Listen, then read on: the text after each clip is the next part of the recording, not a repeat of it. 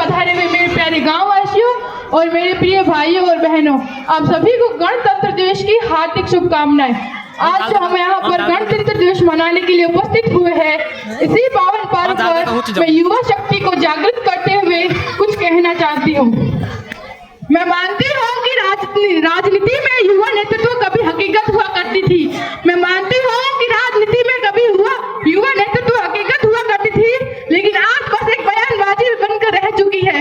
आज के भारत का युवा भारत तेरे टुकड़े होंगे जैसे नारे लगाता है, खालिस्तान पाकिस्तान जैसे नारों का समर्थन करता है। भारत का युवा खालिस्तान पाकिस्तान जैसे नारों का समर्थन करता है, तभी उसी भारत के पुराने 23 साल के शहीद आजम सरदार भगत सिंह ने वो हिम्मत भी देखी थी, जहां वो अपने फांसी के फंदे को चूमकर मौत को गले लगाते हैं और अपनी शहीदी से इस देश में क्रांतिकारियों का एक नया सैलाब लाते हैं। इसी देश ने डॉक्टर भीमराव अम्बेडकर उस जज्बे को भी देखा है, जहां वो संपूर्ण दलित समुदाय को अपने हक की आवाज खुद उठाने की सीख देकर संपूर्ण समाज को आत्मनिर्भर बनाते हैं।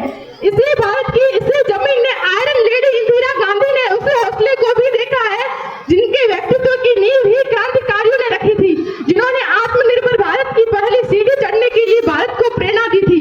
इतिहास के ऐसे कितने पन्ने भी पलट दिए जाए तो हर एक पन्ने पर एक नया युवा नेतृत्व कौशल्य दिखाई देता है, मगर अफसोस कि आज वो युवा नेतृत्व बहुत कम ही दिखाई देता है।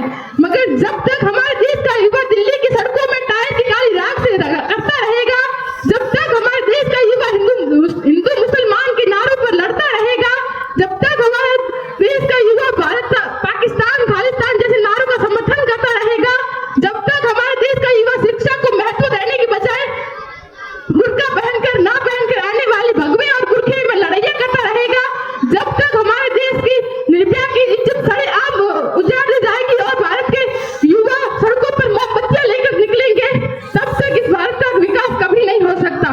तब तक युवा नेतृत्व की बात मुझे बस एक बयानबाजी की तरह लगेगी। इसी के समक्ष में नारी शक्ति को प्रेरित करते हुए नारी शक्ति के बारे में दो शब्द कहना चाहती हूँ। हे रेडी वैद के आलाप गाना छोड़ दे, हे रेडी वैद के आलाप गाना छोड़ दे, अपने जीवन के वही सब ताप गाना छोड़ दे।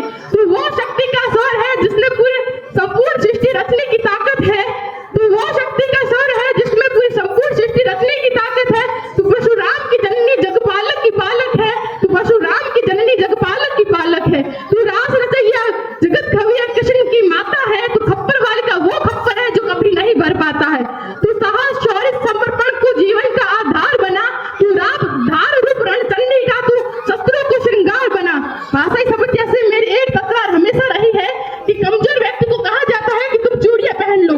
मेरा प्रश्न यह है कि चूड़ियां अगर मानक है कमजोरी का, क्या चूड़ियां है अगर मानक कमजोरी का, क्या जगत जननी जगदम्बा को चूड़ियां पहनाई जाती? क्या भारत माता को चूड़ियां पहनाई जाती?